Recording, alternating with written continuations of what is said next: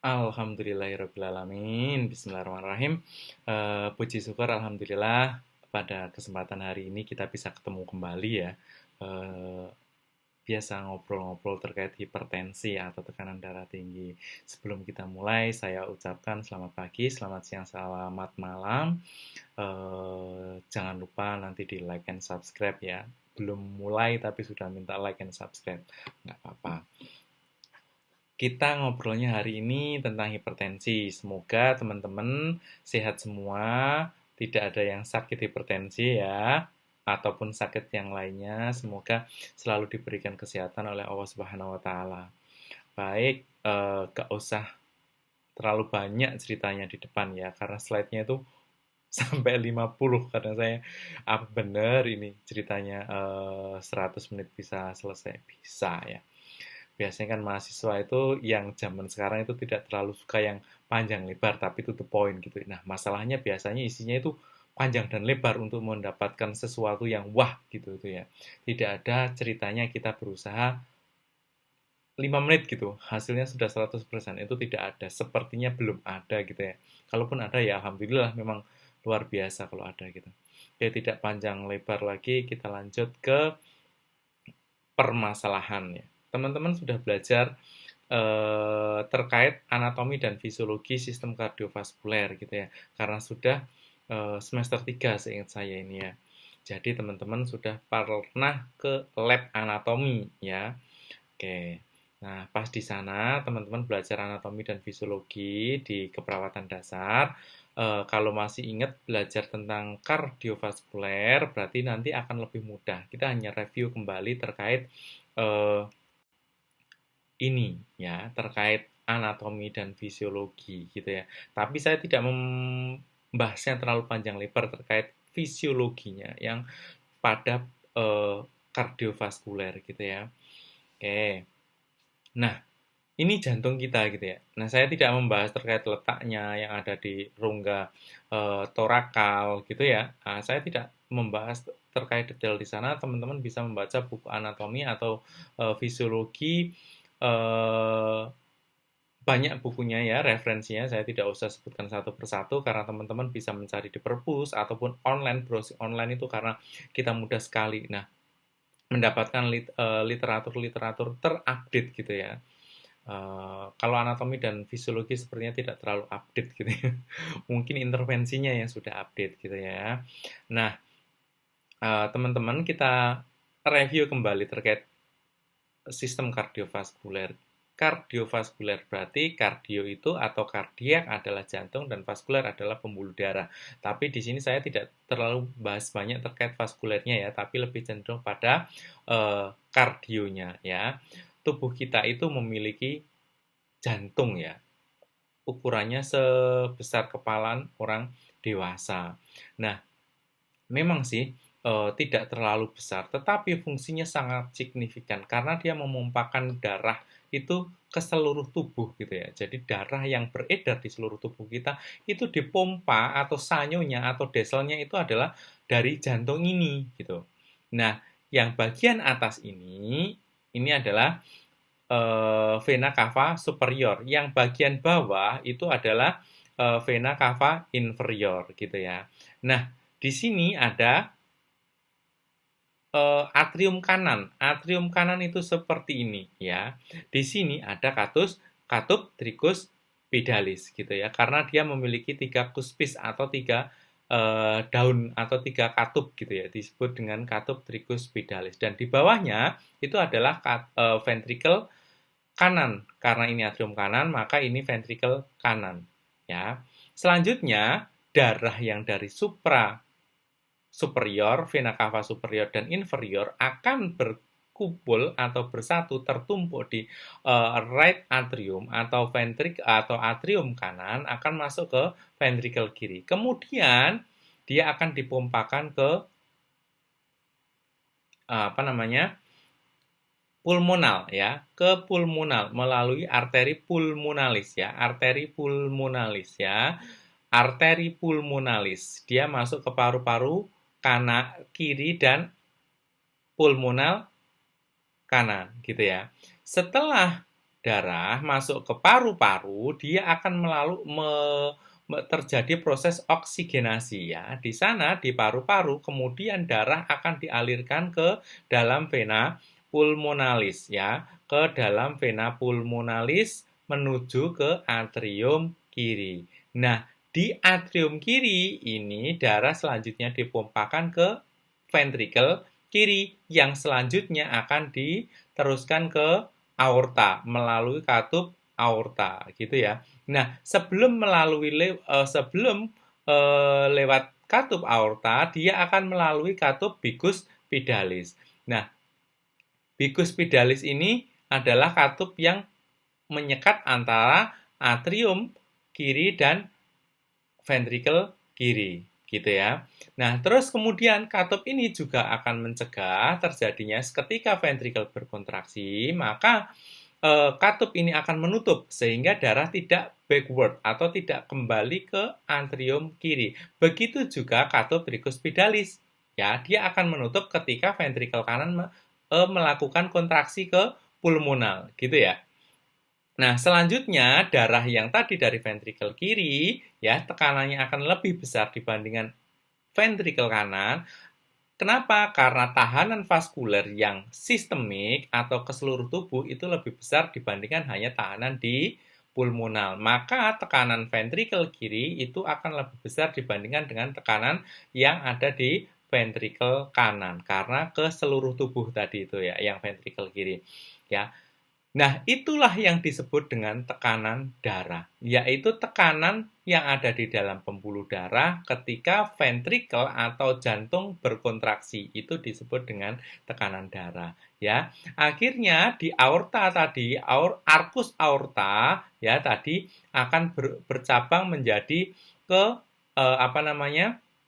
ke atas ke bagian superior ke kepala melalui arteri karotis gitu ya. Terus kemudian bercabang menjadi kanan dan kiri, clavicularis kanan dan clavicularis kiri yang akan ke ekstremitas atas, ke tangan kanan dan kiri. Sedangkan kalau dia di descendant ke bawah itu akan sampai ke abdominalis, terus kemudian ke pembuluh darah hepar sampai ke femoralis ya, sampai ke ekstremitas bawah.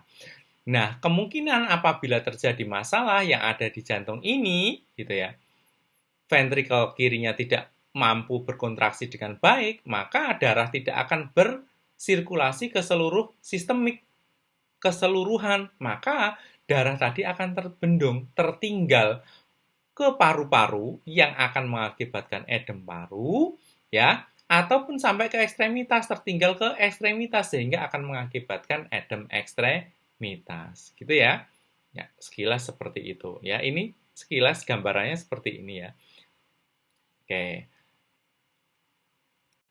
Lanjut. Nah, definisi hipertensi ya. Ujuk-ujuk sudah definisi hipertensi, nggak apa-apa gitu. Yang pertama adalah tekanan darah. Ya, kita harus paham dulu apa sih tekanan darah, yaitu adalah kekuatan yang diberikan oleh sirkulasi darah terhadap dinding arteri tubuh.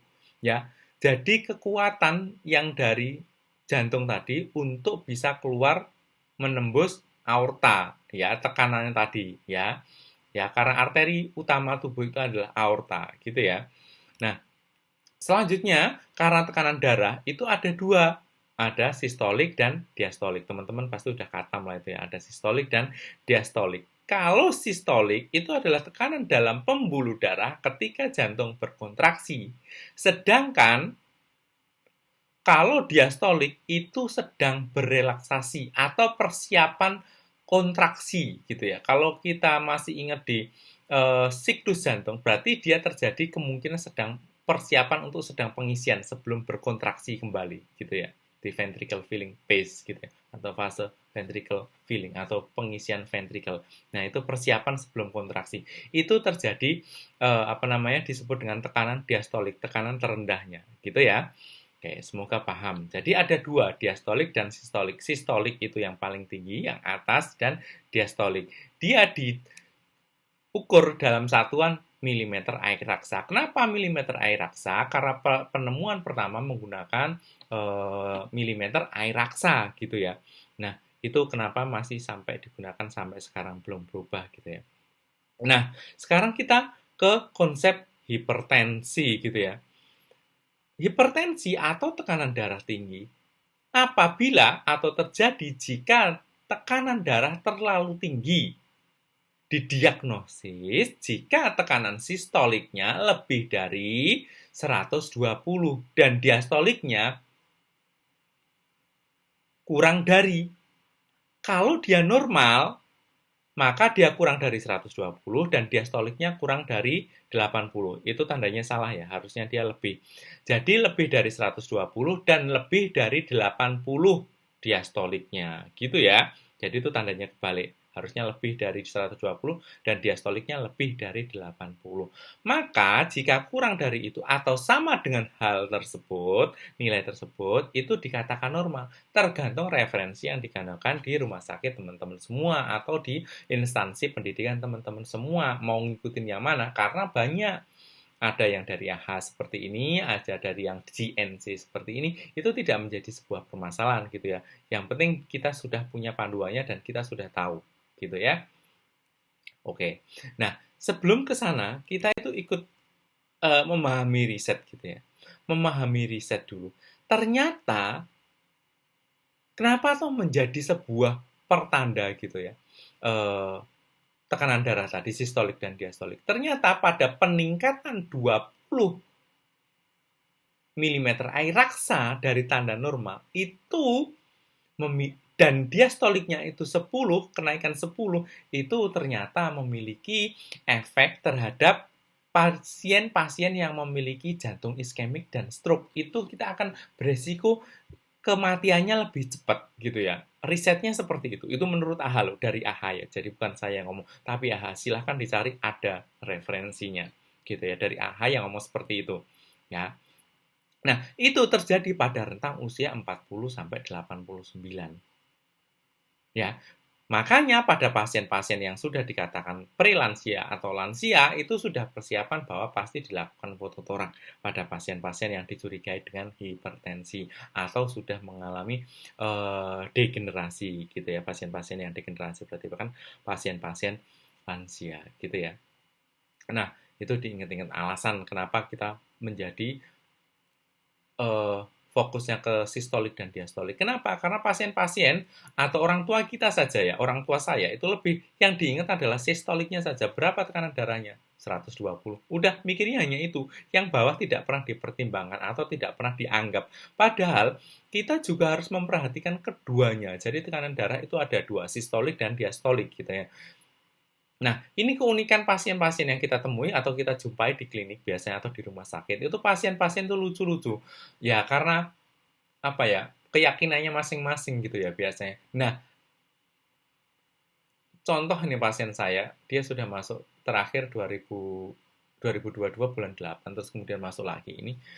Tapi bukan pasien hipertensi, tapi dia riwayat hipertensi. Jadi umurnya sudah sekitar 70 lebih ya. Dia dipasang cincin atau ring jantung gitu ya. Sebelumnya sudah dipasang, terus kemudian dijadwalkan 1 bulan kemudian untuk dipasang ring kembali ternyata. Nah, pasien ini unik gitu. Dia tidak mau kalau ditensi pertama kali, hasil pertensi pertama kali dia tidak mau gitu. Padahal kita jelaskan kayak gitu. Tidak mau. Ya sudah, mau nggak mau kita ulangin gitu daripada menimbulkan komplain ya. Menimbulkan komplain malah jadi kemana-mana nanti. Ya udah kita hindarin aja komplainnya, kita lakuin aja nggak masalah. Dia nggak mau pokoknya kalau tensi yang pertama, dia minta ditensi ulang gitu ya. Nah, tensi ulang kedua itu biasanya akan cenderung turun. Kenapa? Karena pertama kali itu biasanya kita akan stres. Ya, waduh, meditensi gitu. Saya pun seperti itu, tetapi saya tidak peduli itu. Paling ya nanti turun ketika saya sudah slow gitu, sudah respon saya sudah wala paling cuma kayak gitu gitu ya, akan turun. Nah, kalau pada beberapa pasien itu dia tetap kekeh saya tidak hipertensi. Kalau ditanyain minum obat hipertensi, minum ternyata. Nah, itu yang membuat kita menjadi berat gitu ya. Ya nggak apa-apa sih, dianggap aja sebagai salah satu untuk menjalin trusted gitu ya kepada pasien dan perawat. Oke, next ya. Jangan lupa kalau mau bertanya silahkan langsung bertanya, boleh nggak usah sungkan, jangan taruh di kolom komentar ataupun tanya di kelas juga boleh, di Google Kelas itu boleh, ataupun japri saya pribadi boleh. Tetapi lebih suka saya kalau di grup. Kenapa? Kalau jawaban itu akan terbaca oleh orang lain atau teman yang lain, sehingga kita lebih mudah untuk tidak bertanya berulang-ulang pada pertanyaan yang sama gitu ya. Oke, nah sekarang klasifikasi dari hipertensi bahasa Indonesia dan bahasa Inggris campuran ya. Kalau ada bahasa Jawa ataupun eh, bahasa yang lain, mohon maaf gitu ya. Nah ini kategori. Kalau ini dari International Society of Hypertension Global. Guideline-nya seperti ini. Ini tahun 2020. Normal itu kurang dari 130 untuk sistolik, tekanan darah sistolik. Untuk tekanan darah diastoliknya itu adalah 85 mmHg. Dikatakan normal atau borderline atau normal tinggi jika 130 sampai 130 dan diastoliknya 85 sampai 89.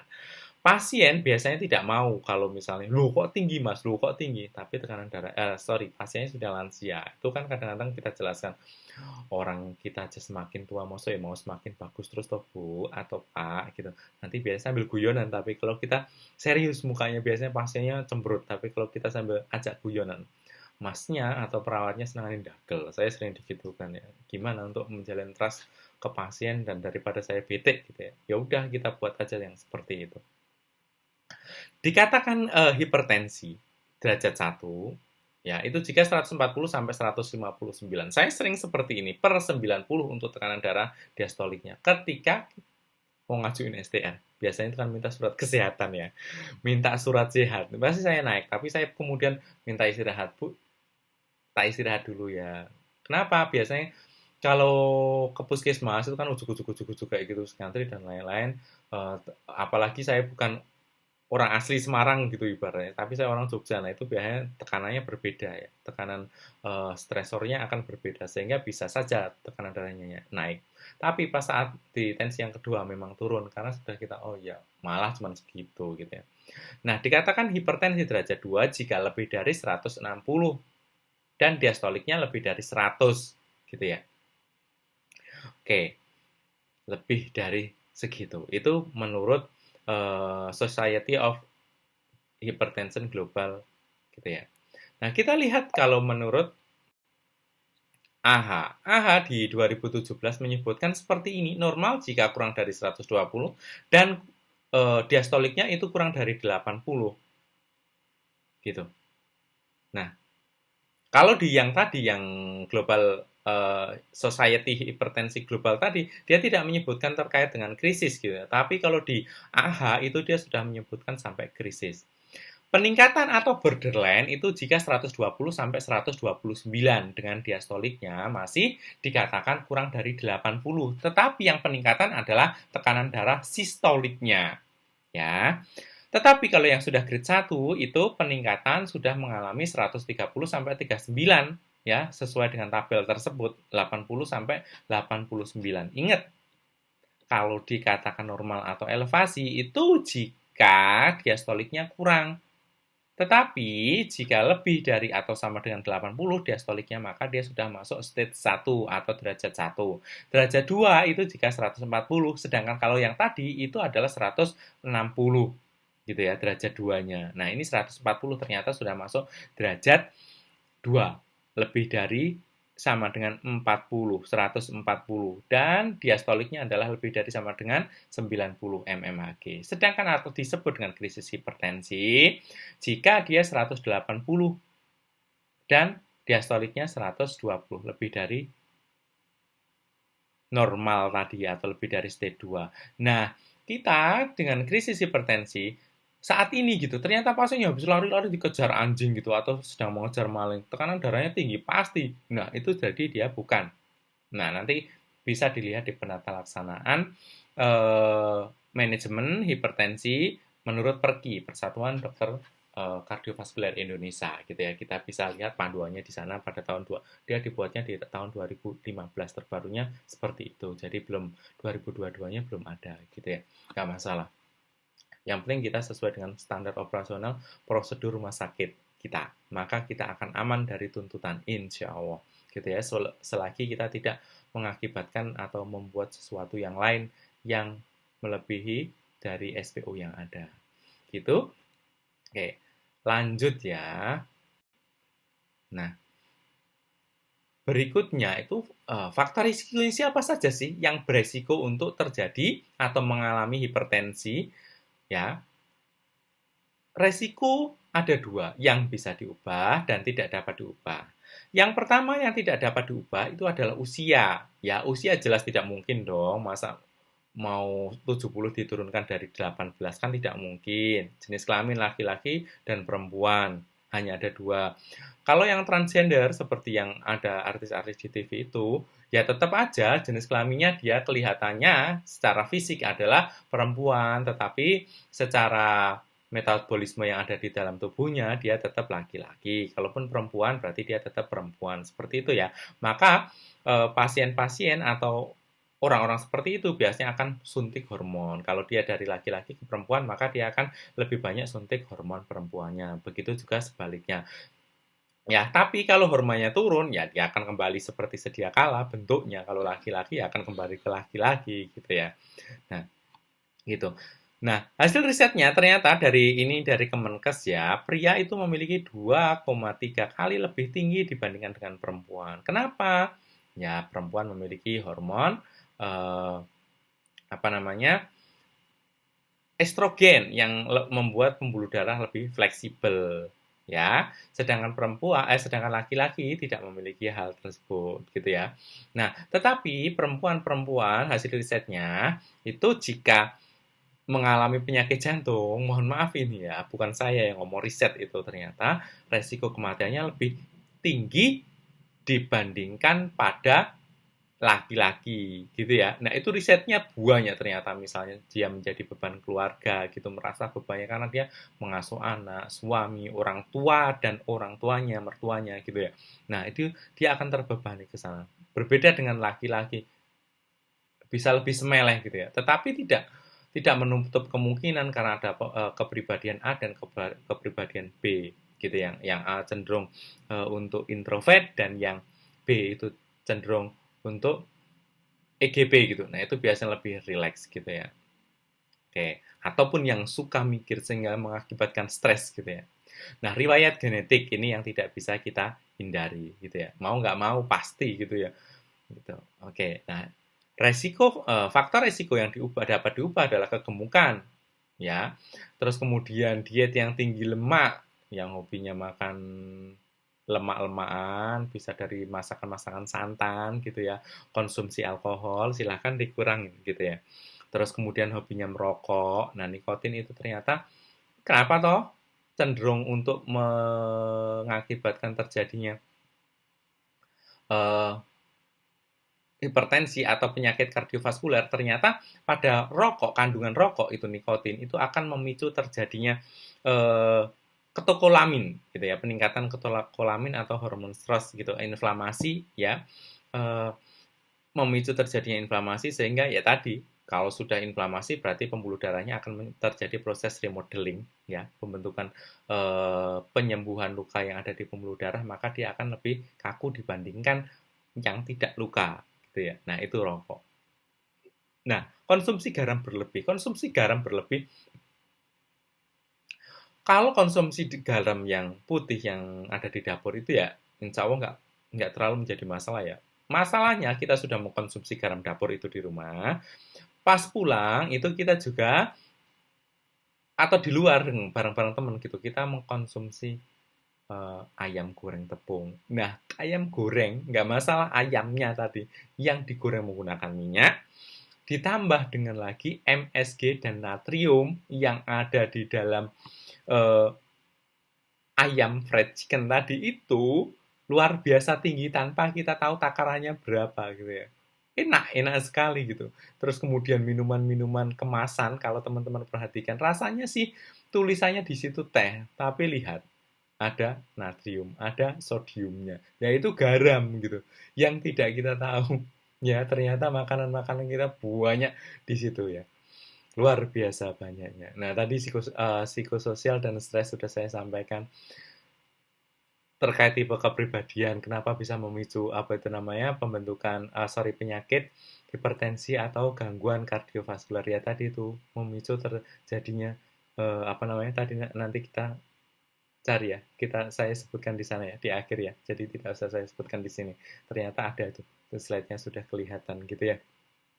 Oke, next saja ya. Oke, nah ini gejala hipertensi. Ya, gejala hipertensi nyeri kepala. Kenapa bisa terjadi nyeri kepala, pusing gitu ya, tengkuk rasanya berat gitu. Ya kenapa? Karena konsentrasi oksigen yang dibawa atau yang dialirkan dari jantung ke kepala atau ke cerebral itu menurun. Maka terjadilah pusing ya, sel-sel yang ada di cerebral kekurangan oksigen. Terus kemudian vision problem sama itu juga di perifer uh, arteri perifer, pembuluh darah perifer, maka aliran darahnya yang membawa oksigen juga akan lag. Maka pandangannya juga akan kurang. Terus kemudian difficult breathing, kesulitan sesak nafas, jelas ya. Maka yang aliran darah itu ke jantung sendiri itu menurun. Kalau menurun, maka akan mengakibatkan vasokonstriksi harapannya. Nah, vasokonstriksi itu akan mengakibatkan peningkatan tekanan darah. Kalau di koroner akan mengakibatkan spasme, maka aliran darah yang membawa oksigen akan semakin berkurang. Maka kontraktilitas jantung akan menurun. Kalau sudah menurun, berat, sesak nafasnya muncul ya. Sama terus tanda gejalanya fatigue. Metabolisme menurun, banyak asam laktatnya gitu ya ketimbang apa itu namanya ATP-nya, maka kita akan mudah lelah. Yang chest pain hampir sama dengan sesak nafas. Sesak nafas itu atau difficult breathing itu sama kompensasi gitu ya dari chest pain gitu. Jadi chest pain itu bukan karena ditusuk atau terbakar, tapi lebih cenderung pada karena kekurangan konsentrasi oksigen yang mengalir ke eh, miokard gitu, sehingga akan menyebabkan chest pain. Kompensasinya kesulitan bernafas gitu. Ya. Lanjut. Nah, tadi sudah saya sampaikan ke neck yang tadi apa namanya leher terasa berat ya. Terus kemudian bisa saja terjadi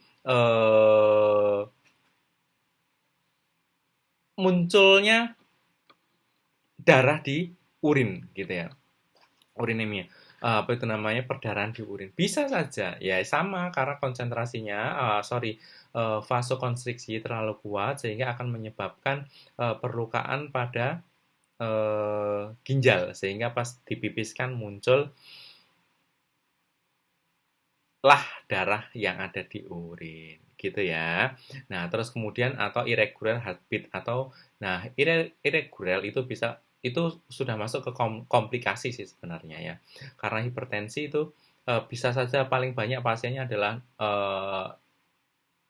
sinus rhythm gitu iramanya. Tetapi irama sinus gitu. Tapi bisa saja karena irregular heartbeat atau detak nadinya tidak teratur gitu ya. Nah, kita bahas nanti saat asuhan keperawatan pada pasien dengan gangguan irama gitu ya.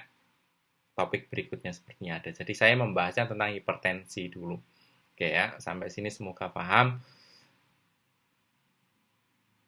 Ini nanti saya tidak terlalu banyak cerita ya, nanti karena evaluasinya teman-teman bisa melihat dari sini, terus kemudian kita evaluasi menggunakan apa namanya pertanyaan melalui Google Form gitu ya. Jadi teman-teman bisa membaca ini atau mendengarkan kuliah saya setiap saat, kapanpun, dimanapun bebas gitu ya. Tapi evaluasinya tetap ada. Oke? Oke, next ya. Nah, ini patofisiologinya yang dari stres, yang seperti yang saya sampaikan tadi ya. Stres, psikologikal stres gitu ya. Dia akan memicu kelenjar pituitari ya untuk menstimulus pengeluaran hormon stres yaitu kortikosteroid dan ketokolamin. Benar ya yang apa saya sampaikan tadi. Hal tersebut akan mengaktifasi sel-sel inflamasi ya, pembentukan peradangan gitu ya. Terus kemudian muncul pada fase-fase akutnya itu CRP itu juga agen-agen inflamasi ya. Terus kemudian stres oksidatif itu yang ada di pembuluh darah. Pembuluh darahnya akan mengakibatkan terjadinya, kalau tidak salah akan menjadikan inflamasi di pembuluh darah ya. Terus kemudian inflamatory sitokinin ya. Sudah muncul semua. Jadi dia akan mengakibatkan hormon stres ketokolamin yang akan mengakibatkan kerusakan pada endotel dari vaskuler ya.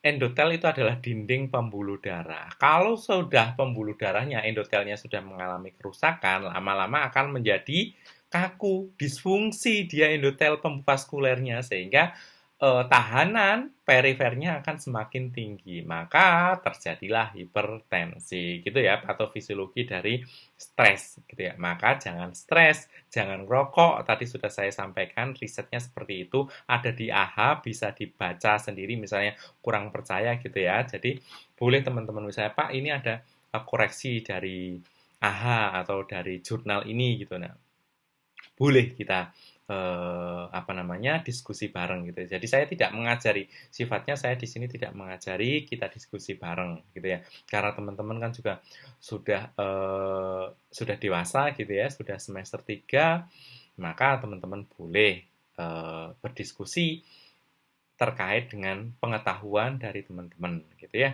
yang diperoleh dari literasi yang benar gitu ya. Terus kita berikutnya adalah yang terkait dengan obesitas. Obesitas atau disebut dengan obesitas visceral, biasanya perutnya yang gendut ya, perut saya juga gendut sih. Stres saya. Dulu pas waktu kuliah masih S1, saya perutnya datar gitu ya. Wah, bukan pamer gitu, memang seperti itu. Saya rajin gym, tapi setelah liburan pernah ke Kalimantan seminggu, makan terus, nggak peduli pokoknya. Nah, gendut lah. Ya.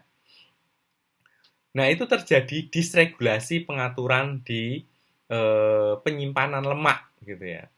Akan beresiko mengakibatkan terjadinya DM, tersimpan terlalu banyak kan? Dislipidemia, lipidnya banyak, terus dalam darah, hipertensi, gangguan metabolik, muncul, ya DM itu kan gangguan metabolik toh, DM gangguan metabolik mengakibatkan gangguan metabolik, maka terjadilah penyakit jantung. Paham ya? Ya, paham. Oke. Nah, itu di sampingnya juga sudah ada sitasinya dari daftar pustaka yang saya gunakan. Oke, next. Nah, yang ini terkait genetik, ya, terkait genetik dan lingkungan. Adanya kerusakan pada renal, ya, terkait pengaturan atau pengaturan hemostatis dari sodium atau garam. Satu, disfungsional terjadinya vasokonstriksi di pembuluh darah. Kerusakan pembuluh darah, otot-otot halus pada pembuluh darah tadi, kerusakan pada endotel. Ya, endotel itu yang bagian dalam dari vaskuler, gitu ya. Kita lihat satu persatu. Kerusakan dari renal sehingga mengakibatkan gangguan hemostatis sodium. Sodiumnya atau garamnya tidak mampu dibuang. Kalau sodium semakin banyak akan menyerap cairan. Kalau sudah menyerap cairan, maka akan terjadi peningkatan plasma dan volume dari cairan ekstraseluler. Kalau sudah terjadi hal tersebut, akan mengakibatkan peningkatan cardiac output. Kalau peningkatan cardiac output normalnya itu kurang lebihnya adalah 5 liter per menit. Ya, cardiac output. Jadi jantung mengeluarkan darah atau memompa darah dari ventrikel kiri. Normalnya itu kurang lebih adalah 5 liter per menit. Gitu. Bayangkan jika cardiac outputnya meningkat. Kenapa? Karena cairannya ditahan. Ya, sama garamnya tadi. Gitu. Ya. Terus kemudian gangguan dari fungsional pembuluh darah, yaitu mengalami vasokonstriksi. Ternyata peningkatan plasma dan peningkatan volume dari cairan ekstraseluler akan mengakibatkan peningkatan hormon natriuretik, ya, sehingga akan meningkatkan reaktivitas dari vaskulernya meningkat. Kalau sudah meningkat, akan meningkatkan tekanan tahanan perifer atau resistensi total perifer. Jadi tahanan perifernya akan semakin berat. Maka kontraksinya akan semakin berat. Kalau kontraksi dari ventrikel semakin berat, eling, capek no jantungnya. Sehingga beresiko untuk terjadinya gagal jantung bisa. Jelas hipertensi, tahanannya semakin tinggi. Maka kalau tekanan tahanan perifernya tinggi, maka tekanan yang ada di ventrikel harus lebih tinggi. Jelas kalau saat kita lakukan pengukuran tekanan darah, hasilnya tekanan diastolik dan sistoliknya akan tinggi. Begitu ya. Nah, kerusakan pada endotel yang ada di vaskuler akan meningkatkan atau membuat tebal ya tadi. Jadi kalau sudah tebal atau remodeling, jadi pembuluh darah tadi kan di sini rusak, endotelnya rusak, maka terjadi proses remodeling atau pembentukan struktur baru, di mana struktur baru tadi itu tidak sama dengan struktur awal. Dia lebih kaku, kayak jaringan skar gitu ya, di dalam pembuluh darah. Maka dia akan lebih kaku, dinding pembuluh darahnya kaku dan tebal. Ya mau nggak mau, tahanan perifer akan meningkat, endingnya hipertensi. Gitu ya. Gampang ya? Gampang. Semoga teman-teman paham. Ya. Oke. Nah, ini juga bisa dipelajari kalau teman-teman masih ingat, itu terkait dengan sistem renin, angiotensin, aldosteron. Nah, itu adalah sistem pengaturan tekanan darah. Baca lagi kembali anatomi dan fisiologi sistem kardiovaskuler. Gitu ya. Banyak bukunya, bisa yang ya itu banyak ya. Kalau teman-teman rajin membaca atau rajin browsing tetapi yang positif gitu ya. Jangan membaca blog-blog tetapi memang dia sumber-sumbernya dapat apa itu namanya valid, benar-benar bisa divaliditas dan terpercaya sehingga apa yang kita katakan menjadi lebih baik dan dipercaya, akuntabel gitu ya katanya. Oke. Boleh bertanya langsung saja ya. Oke, next. Selanjutnya itu adalah terkait bagaimana cara mengontrolnya atau prevensinya atau pencegahannya. Ya, dari Kemenkes mengeluarkan patuh ya. Periksa kesehatan secara rutin dan ikuti anjuran. Berat. Kenapa? Kalau sudah lansia, biasanya kan terjadi lansia gitu ya, atau usia produktif masih 40 tahun, 37 tahun, itu ada yang hipertensi. Nah, ternyata bekerja. Nah, cutinya tidak bisa setiap saat. Masa cuti atau setiap bulan izinnya itu, izinnya itu, izinnya itu. Akhirnya kalau tidak seperti itu bosan minum obat. Ya nggak? Nah, sudah atasi penyakit dengan pengobatan yang tepat dan teratur. Kalau banyak risetnya, banyak saya mendapatkan pasien-pasien juga seperti itu gitu ya. Bosen mas minum obat, bosen mas minum obat gitu ya. Padahal obatnya gratis dari puskesmas. Ya enggak? Pakai BPJS kan gratis ya, setahu, sejauh sepengetahuan saya seperti itu. Ya, diet seimbang. Nah, sekarang kan lagi ngetren ya, enggak sekarang sih sudah 2 tahun, 3 tahunan, ngetren mukbang.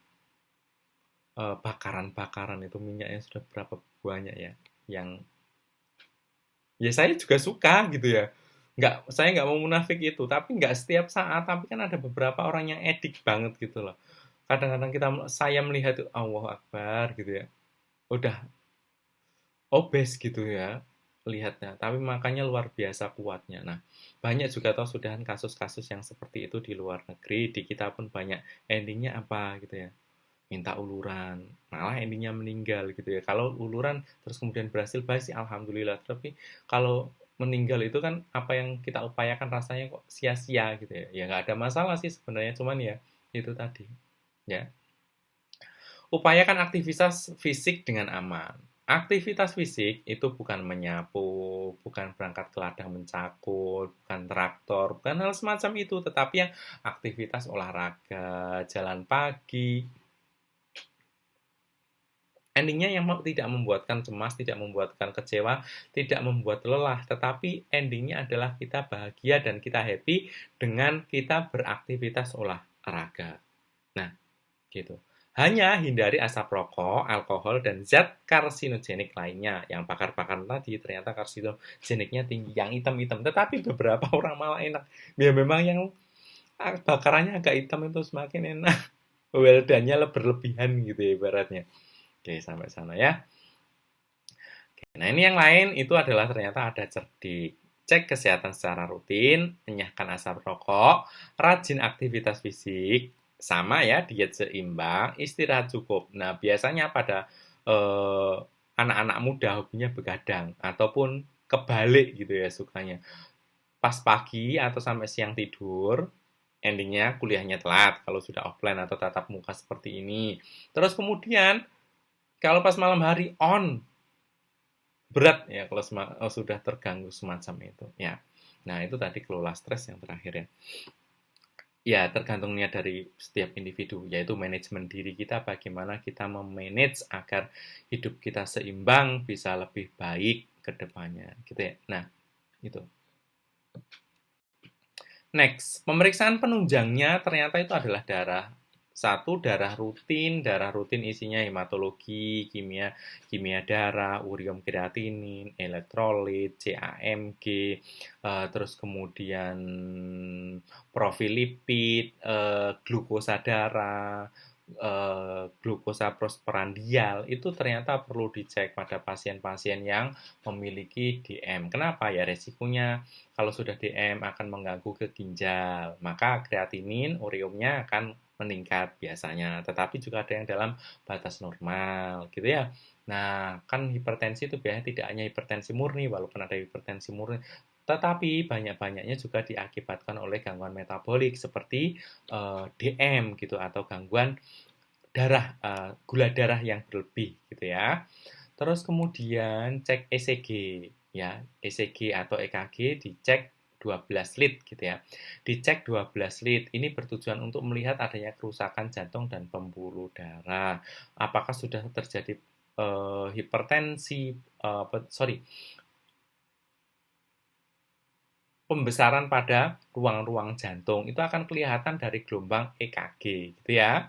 Terus kemudian eh, X-ray ya, foto torak ya, bertujuannya adalah untuk melihat pembesaran ruang jantung juga, tetapi dia keseluruhan, lebih cenderung pada keseluruhan. Tetapi kalau di EKG itu dia akan bisa melihat per gelombangnya itu akan terbaca bahwa ini ruang ventrikelnya pembesar, atrium kanan atau kirinya membesar. Tetapi kalau X-ray itu dia hanya melihat kardiotorasik rasionya. Jadi dia perbandingan jantung dan toraknya sudah mengalami lebih dari 50% atau belum seperti itu ya.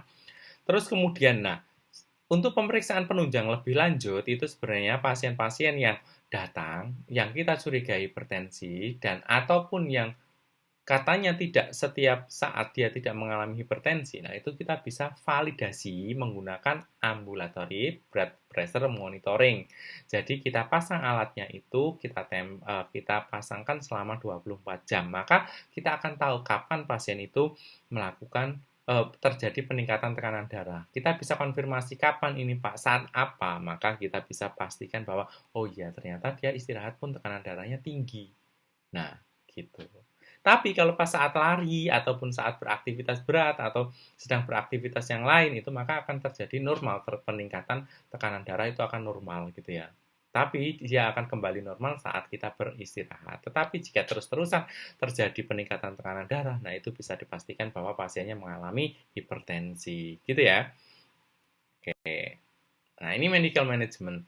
Medical management ini saya ambil dari Perki 2015, pengelolaan hipertensi dan penyakit kardiovaskuler gitu ya. Ini bisa dilihat sendiri teman-teman bahwa tekanan darah lebih dari 140, lebih dari sama dengan 140 90. Dewasa gitu ya, lebih dari 18 tahun. Jadi kalau anak-anak itu kan belum tentu ya, belum belum terlalu gitu ya kalau misalnya untuk terjadi hipertensi. Apakah ada? Pak? Ada. Pada pasien-pasien dengan PJP itu juga banyak gitu ya. Yang kurang dari 18 tahun sudah mengalami peningkatan tekanan darah gitu ya. Usia lebih dari 80 tahun, tekanan darah lebih dari 150/90 atau lebih dari 140/90 jika beresiko tinggi. Misalnya pasiennya memiliki penyakit ginjal, terus kemudian adanya penyakit diabetes. Nah, itu biasanya kita kalau riset itu kita sambungkan, ada nggak riwayat darah tinggi, riwayat diabetes, atau riwayat penyakit ginjal gitu ya, riwayat saja gitu, maka kita ya kemungkinan bisa mengarah ke sana gitu ya. Yang bisa kita lakukan adalah anjurkan. Ini tapi dari medical management, medical ya, dari ranah kedokteran, dari kolega kita, itu juga bisa kita lakukan, yaitu memulai perubahan gaya hidup. Ya, turunkan berat badan, kurangi konsumsi garam, ya, alkohol, dan stop merokok.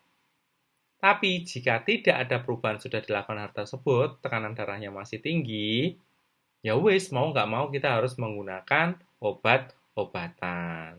Ya, oke. Nah, seperti ini, itu bukan wilayah kita, itu adalah wilayah teman-teman, sehingga saya tidak menjelaskan sedetail sampai sana. Nanti enggak, ya takutnya kurang sesuai gitu. Nanti kalau kurang sesuai kan ya nggak enak sama teman-teman yang memiliki kapasitas dalam menjelaskan ini.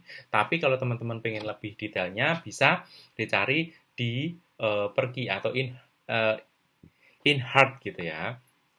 Perki Persatuan Dokter Kardiovaskular Indonesia yang buku panduannya tahun 2015 masih membahas ini ada ya. Oke. Nah, komplikasinya apa? Ternyata sudah kelihatan, coronary heart disease, jadi penyakit jantung koroner. Yang kedua miokard infarct atau myocardial infarction gitu ya, cerebrovascular accident atau stroke ya. PAD, peripheral arterial disease, gangguan penglihatan, terus kemudian DVT bisa saja ya, aliran pembuluh darah ke ke perifer, ke tangan perifer ataupun ke kaki mengalami penurunan gitu ya, bisa diukur menggunakan ABI gitu ya misalnya. Terus kemudian ya wes gagal ginjal gitu ya. Oke, ini komplikasinya, atau pengen lebih detailnya bisa lagi dicari di Perki ataupun di literasi-literasi yang lain. Oke, nah manajemen keperawatan. Yang pertama adalah diagnosa keperawatannya. Diagnosa keperawatannya itu kita perhatikan, yang pertama adalah resiko penurunan curah jantung. Ya, baca masing-masing dari diagnosis definisinya apa gitu. Kenapa resiko? Kenapa bukan langsung penurunan curah jantung? Kalau hipertensi masih awal-awal itu kan cardiac output-nya yang TIEZCH itu kan biasanya belum tentu dia rendah. Sehingga, ya kenapa kita harus ambil penurunan curah jantung? Ya, itu alasannya. Nanti kita baca apa itu resiko penurunan curah jantung. Terus kemudian kedua adalah intoleransi aktivitas gitu ya. Kenapa? Karena pasiennya tadi kepalanya pusing, ataupun nyeri dada, ataupun sesak nafas. Jika ada loh ya, sesuai dengan kondisi pasien atau di SDO-nya, disesuaikan. Ya, irama jantungnya dilihat. Jadi kan tadi salah satu pemeriksaan penunjang tujuannya adalah ke sana. Terus nyeri akut. Terus kemudian coping tidak efektif. Obesitas, ini kita cenderung pada klinis ya. Kalau obesitas itu kan intervensinya di komunitas ya. Karena setting keperawatan medikal bedah itu di klinis, maka obesitas tetap saya masukkan, tetapi nanti tidak signifikan kita bahas ya. Terus berikutnya ini juga defisit pengetahuan. Defisit pengetahuan bisa di klinis, bisa di komunitas, bisa dijalankan keduanya. Oke. Lanjut, diagnosa yang pertama, resiko penurunan curah jantung dihubungkan dengan, karena resiko itu dihubungkan dengan, kalau dia penurunan curah jantung, maka berhubungan dengan, ya cara membaca SDKI seperti itu kalau tidak salah. Semoga masih sama ya. Nah ini, resiko penurunan curah jantung, definisinya adalah beresiko mengalami pemompaan jantung yang tidak adekuat untuk memenuhi kebutuhan metabolisme tubuh. Nah, resikonya adalah afterload, frekuensi jantung, irama jantung, kontraktilitas, dan preload. Nah, kita bisa lihat ke sana ya. Kalau penurunan curah jantung itu kan cardiac output. Jadi kalau cardiac output itu bisa dilihat dari echo. Jadi kalau tidak ada echo ya, kalau misalnya eh, irama EKG-nya sinus rhythm misalnya, ataupun ya sinus rhythm atau sinus bradikard, ya, sinus takikardi gitu misalnya ya, ya wes, ya insya Allah nggak terlalu signifikan sih. Tinggal kita lihat pasiennya dengan apa, ya. Oke. Nah, ini ya faktor resikonya berubah dengan afterload. Oke. Nah, tujuan atau kriteria hasilnya setelah dilakukan intervensi keperawatan selama 6 kali 24 jam, maka curah jantung meningkat dengan kriteria hasilnya sebagai berikut. Nah, di atas itu ya sudah muncul ya. Nah, ini kita lihat definisinya adalah curah jantungnya adalah keadekuatan jantung memompa darah untuk memenuhi kebutuhan metabolisme. Kenapa jadinya curah jantung seperti itu? Kenapa saya harapannya adalah bisa melihat echo ya.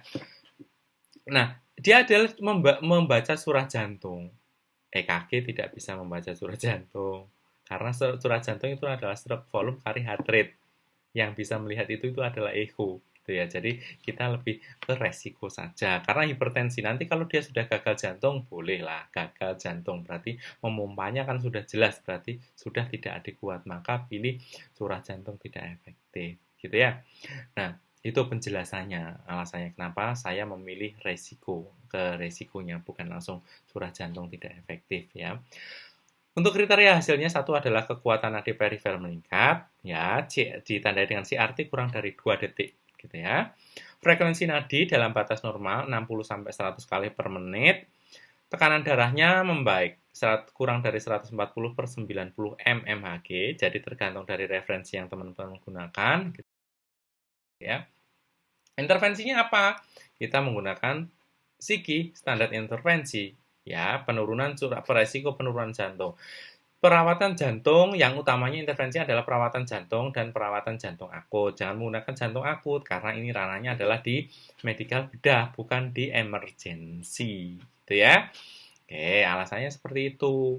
Seingat saya saat mengikuti pelatihan penggunaan DKI, SLKI, dan SIKI seperti itu. Mohon konfirmasinya kalau ada senior yang melihat ini ya. Perawatan jantung. Yang kedua adalah edukasi pengukuran nadi, ya. Terus kemudian pemantauan tanda vital. Oke. Nah, ini perawatan jantungnya tadi ya. Ini perawatan jantung, ya.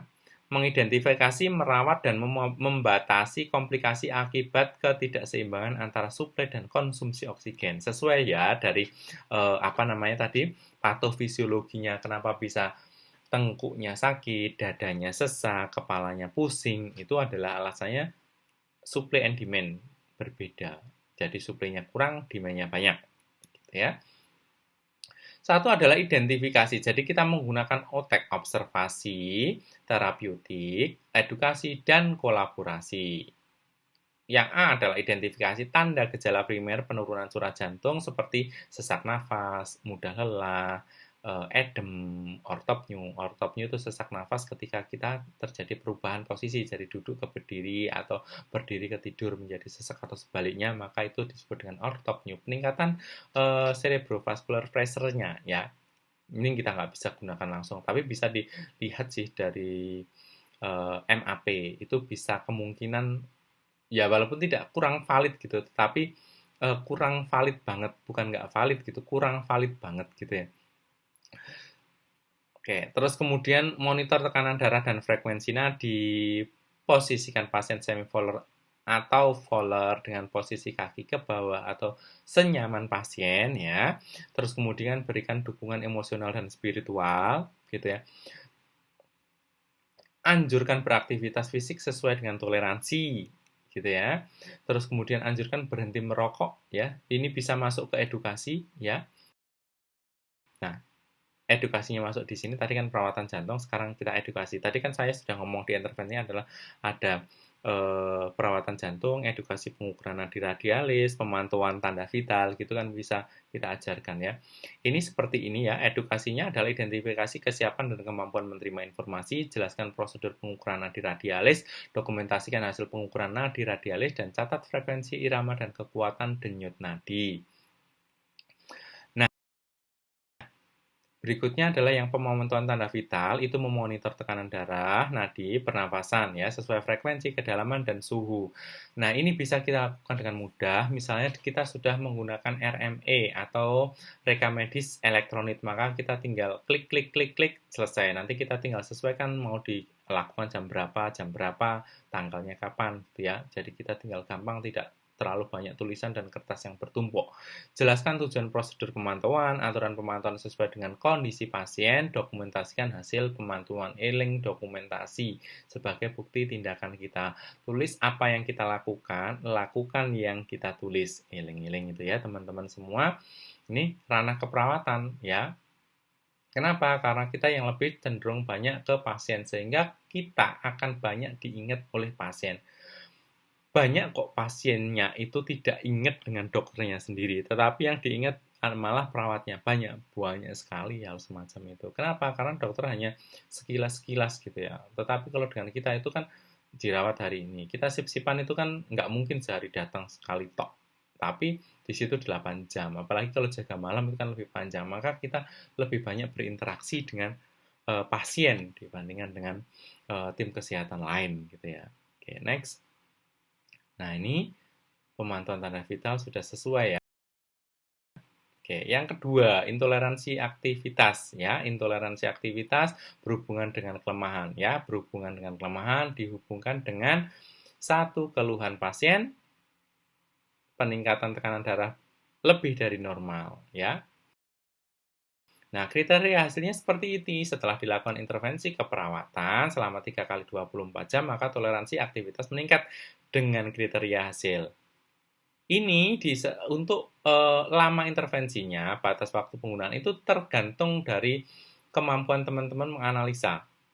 Ini 5 hari mulai, ini 3 hari mulai. Ya udah nggak usah panjang-panjang gitu ya. Dibuat aja gitu. Ya. Sesuai dengan kapasitas teman-teman dalam mengkaji pasien gitu. Semakin kita sering mengkaji, ketemu pasien, maka kita akan semakin mudah, semakin paham pasien itu seperti apa gitu ya.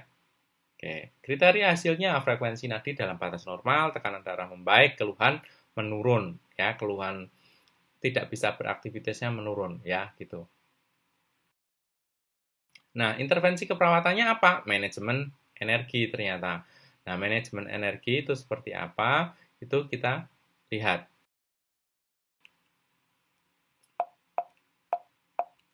Ya.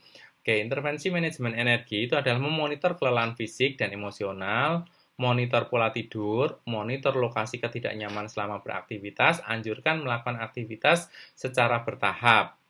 Ya, itu manajemen energi. Terus kemudian yang kedua itu adalah dukungan kepatuhan program pengobatan. Yang pertama, identifikasi kepatuhan menjalani program. Ya, terus kemudian libatkan keluarga untuk mendukung program pengobatan yang dijalani. Jadi kalau misalnya kita ngomong mengedukasi pasien yang sekiranya pasien itu kurang paham dengan pendidikan yang kurang gitu ya, bukan rendah tapi kurang, maka orang pendidikan tinggi aja kadang-kadang kita ngomongin apa atau mengedukasi apapun kita nggak dipedulikan gitu ya. Maka kita mengajak orang lain atau keluarganya gitu ya yang lebih paham dibandingkan pasien tersebut. Gitu ya. Informasikan program pengobatan dan manfaat yang diperoleh dari program pengobatan yang telah dijalani. Anjurkan keluarga untuk mendampingi dan merawat pasien selama menjalani program pengobatan. Itu wajib, gitu ya. Nah, ini yang ketiga, yaitu edukasi latihan fisik. Identifikasi kesiapan dan kemampuan menerima informasi, sediakan materi dan media pendidikan kesehatan, jelaskan manfaat jenis latihan fisik yang sesuai dan efeknya. Nah, Untuk sediakan materi dan media pendidikan, kalau di rumah sakit kami itu sudah barcode-barcode. Jadi kalau sudah tidak ada yang namanya kita memberikan edukasi menggunakan leaflet, ada sih, tetapi sudah banyak yang video ataupun sudah banyak leaflet-leaflet itu dalam bentuk digital sehingga pasien tinggal scan akan melihat. Pun kita bisa menggunakan seperti media sosial di Instagram atau Facebook, penggunaan apa itu namanya media pembelajaran terkait pasien hipertensi itu banyak sekali. Itu bisa kita bikin barcode sehingga pasiennya nanti bisa melihat dari HP-nya masing-masing. Walaupun ada beberapa pasien tidak memiliki HP yang kompatibel atau masih monoponik gitu, misalnya monokrom gitu ya. Oke. Dia adalah ajarkan latihan fisik, teknik meminimalkan cedera dan teknik pernafasan selama melakukan latihan fisik. Ya. Oke. Diagnosa ketiga yaitu adalah nyeri akut berhubungan dengan pencedera fisiologis, ya, berhubungan dengan, ya, karena masih aktual. Keluhan nyeri menurun, terus kemudian sulit tidurnya hilang, ya, skala fase-nya 3 atau 4 kita sesuaikan nanti ya, peningkatan tekanan darah dan frekuensi nadi ditandai dengan hal tersebut ya. Itu dihubungkan dengan hal tersebut gitu ya. Nah, kriteria hasilnya apa? Ini. Kenapa 3 kali 24 jam? Itu juga judgement dari perawat yang melakukan perawatan kepada pasien tersebut yang pertama kali menemukan. Ya, itu haknya teman-teman yang memiliki prerogatif untuk itu. Oke. Satu adalah keluhan nyeri berkurang. Satu, skala fase-nya 0 atau 1. Yang kedua ya, ketika pasien menyatakan cukup tidurnya. Yang keempat, frekuensi nadi dalam batas normal, sesuai normalnya 60-100. Terus kemudian 5, tekanan darahnya membaik 120/80. Oke, intervensi keperawatannya. Kita tetap menggunakan OTEK ya. Manajemen nyeri, manajemen medikasi, dan edukasi teknik nafas. Ya, intervensi yang pertama, kita manajemen nyeri. Manajemen nyeri, identifikasi lokasi, karakteristik, durasi, frekuensi, kualitas, intensitas, dan skala nyeri. Identifikasi respon nonverbal, berikan teknik non-farmakologi untuk mengurangi nyeri, kontrol lingkungan, fasilitasi istirahat dan tidur, ajarkan teknik non-farmakologi untuk mengurangi nyeri. Terus kemudian yang kedua adalah manajemen medikasi dan teknik nafas. Lanjut yang kedua ya, identifikasi pengetahuan dan kemampuan menjalani program pengobatan, memonitor kepatuhan menjalani program pengobatan. Biasanya tadi itu, minum obat ini enggak, Pak? Enggak. Ternyata pas kita lihat buku lah, beberapa rumah sakit itu memberikan buku obat ya namanya. Di situ ditempeli obat apa saja yang sudah dikonsumsi atau diminum oleh pasien tersebut. Nah, itu teratur, yang tidak teraturnya kita susah untuk mengetahui. Kenapa? Karena ya itu tadi, kebanyakan pada pasien-pasien hipertensi itu kan sudah 40 lebih ya. Nah, hal semacam itu walaupun ada yang kurang dari 40 itu sudah hipertensi ada. Ya, fasilitasi pasien dan keluarga melakukan penyesuaian pola hidup akibat program pengobatan. Ya tadi itu, biaya pengobatan BPJS ditanggung, tetapi transportasi ke sini, ya kalau kita di klinik itu miris ya, kadang-kadang kita sampai apa namanya, iuran atau kita bikin dana sosial kalau melihat ternyata dia nggak mampu gitu. Ya wis kita berikan. Semoga menjadi amal ibadah buat teman-teman perawat. Ya, edukasi teknik nafas. Jelaskan tujuan, manfaat, dan prosedur teknik nafas. Anjurkan untuk memposisikan tubuh dengan nyaman, menutup mata dan berkonsentrasi. Terus kemudian ajarkan teknik nafas dalam dengan inspirasi, menahan dan menghembuskan nafas. Terus kemudian nah, ini yang obesitas, ini tidak saya bahaskan ya, karena ini adalah lebih cenderung ke komunitas. Kalau kita selesaikan di rumah sakit itu tidak mungkin gitu ya. Jadi kita, kalau seperti ini kita hubungkan dengan rumah sakit di mana tempat pasien tersebut tinggal. Ya, kita seperti itu. Nah, itu yang belum terjadi di kita ya, di negeri kita itu masih kayak berdiri sendiri-sendiri, puskesmas dewe, rumah sakit juga seperti itu gitu ya, belum siap ya. Tetap pasti suatu saat akan siap, mau nggak mau perubahannya akan ke sana gitu ya. Nah ini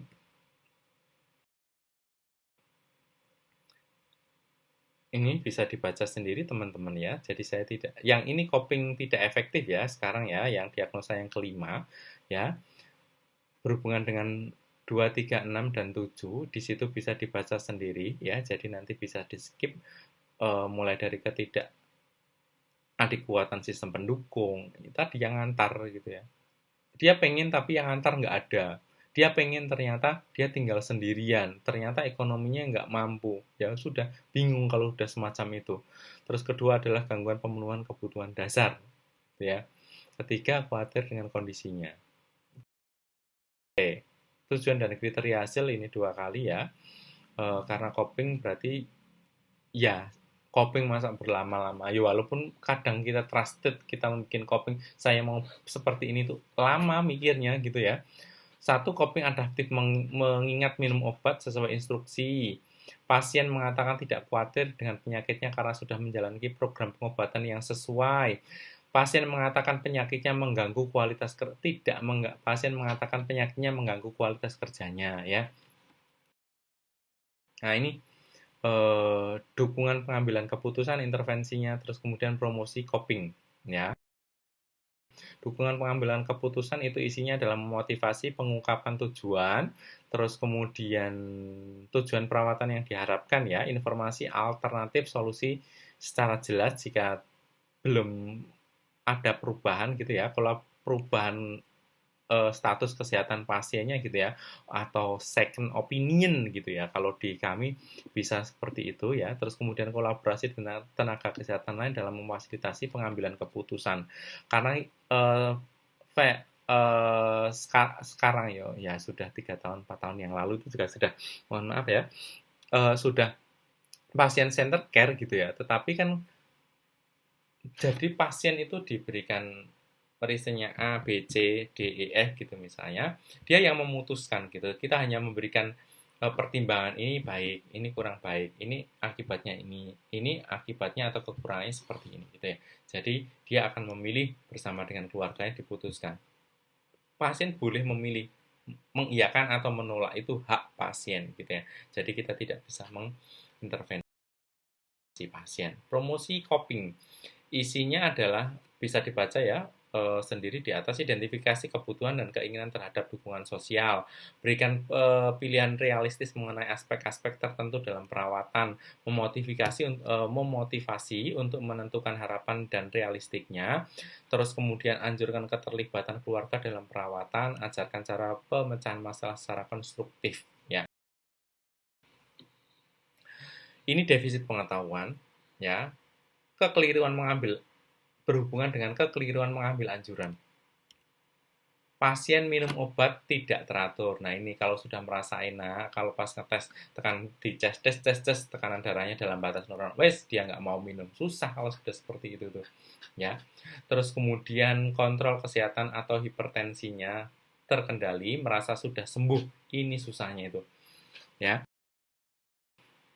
Tujuannya 2 kali pertemuan ya, tidak 2 kali 24 jam misalnya gitu, tapi 2 kali pertemuan saja, tingkat pengetahuan membaik ya. Jadi kita edukasi pasiennya, pasien minum obat secara teratur gitu ya di rumah, diawasi gitu ya. Terus kemudian pasien mampu menjelaskan kembali materi yang telah dijelaskan, obatnya ini fungsinya apa, jika jika sesak minum obat yang mana, jika itu harus jika sesak nafas harus beristirahat saat beraktivitas gitu ya.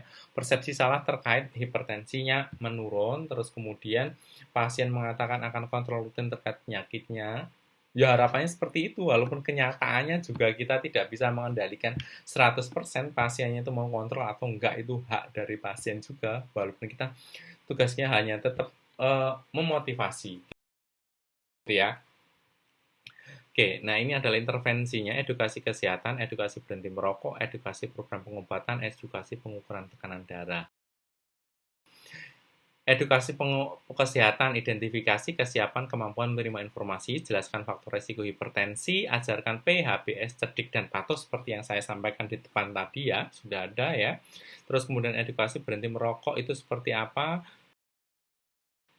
Nah, ini berhenti merokok itu seperti ini. Ajarkan cara berhenti merokok, informasikan produk pengganti nikotin ya, seperti permen karet atau inhaler. Ya kalau lansia-lansia jangan terlalu banyak-banyak. permen karet nanti giginya tambah habis gitu ya. Apalagi permen karet kalau giginya palsu bisa tertarik gitu ya. Jelaskan gejala berhenti merokok ya. Terus kemudian jelaskan aspek psikososial yang mempengaruhi merokok, terus kemudian edukasinya tadi, program pengobatan, edukasinya apa saja, identifikasi pengetahuan terkait hipertensi, sudah semuanya ya, definisi, semuanya terkait manajemen gitu ya, identifikasi penggunaan obat-obat tradisional, efek pada pengobatan, misalnya minum mentimun ataupun bawang putih gitu ya, anjurkan pengonsumsi obat sesuai dengan indikasi, libatkan keluarga dalam program pengobatan. Nah, eh, riset di Cina itu rambut jagung itu bisa dibikin teh untuk menurunkan tekanan darah tinggi. Risetnya ada itu sudah randomized control trial kalau tidak salah. Eh, sudah apa namanya systematic review dia, ya sudah systematic review itu ada. Nah, terus kemudian intervensi keperawatan untuk pengukuran tekanan darahnya tadi ya. Nah, identifikasi kesiapan pasien, sediakan materi atau media yang sesuai, terus kedua, anjurkan dan ajarkan cara mengukur tekanan darah, informasikan hasil pengukuran tekanan darah. Oke, sepertinya itu. Jika ada pertanyaan, boleh ya. Like dan subscribe sangat dihargai, jadi tolong teman-teman dibantu like dan subscribe-nya. Nanti saat kita pertemuan Google Class, kita akan ada evaluasi dari kesemuanya ini ya, berupa kuis interaktif gitu ya, agar teman-teman, saya ingin tahu sejauh mana teman-teman paham terkait dengan konsep hipertensi ya. Saya tidak membahas terlalu banyak terkait dengan krisis hipertensi, walaupun saya juga tidak menyinggungnya karena kita lebih cenderung ke hipertensi dulu yang ranahnya adalah KMP. Kalau sudah krisis hipertensi nanti kita masuknya ke gawat darurat. Seperti itu. Terima kasih sudah mau menonton sampai akhir dan like dan subscribe dan share-nya ke teman-teman yang lain. Semoga bermanfaat ya. Jika ada kurangnya itu dari saya. Mohon maaf jika ada salah kata dan kekurangan dalam saya menyampaikan materi terkait hipertensi. Selamat pagi, selamat siang. Assalamualaikum warahmatullahi wabarakatuh.